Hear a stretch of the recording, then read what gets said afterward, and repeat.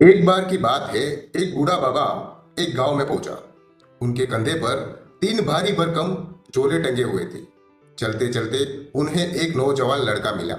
बाबा ने उससे कहा, बेटा क्या तुम मेरी मदद करोगे?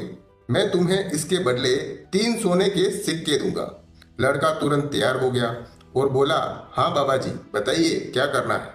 बाबा ने कहा, यह सबसे भारी झोला तुम उठा लो और मेरे साथ अगले गांव तक चलो। लड़का मजबूत था। उसने झोला उठा लिया और दोनों साथ चल पड़े। थोड़ी दूर जाने पर एक नदी आई। बाबा बोले, बेटा मैं 2 झोले लेकर नदी पार नहीं कर पाऊंगा, तुम एक और झोला उठा लो। लड़के ने बिना कुछ सोचे समझे झोला भी उठा लिया और आसानी से नदी पार कर दी।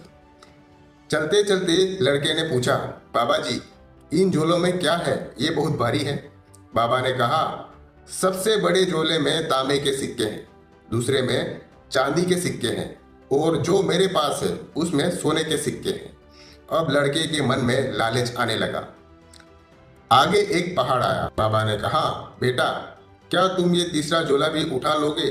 मैं धीरे धीरे ऊपर आ जाऊंगा, तुम आगे जाकर मेरा इंतजार करना। लड़के ने तीसरा झोला भी उठा लिया और पहाड़ पर चढ़ने लगा। जैसे जैसे वह आगे बढ़ता गया उसके मन में लालच बढ़ता गया।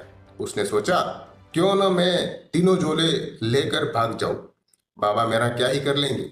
वह तेजी से दौड़ता हुआ अपने घर पहुंचा। घर पहुंचकर उसने जल्दी जल्दी तीनों झोले खोले। पर जैसे ही उसने झोले खोले वह हैरान रह गया।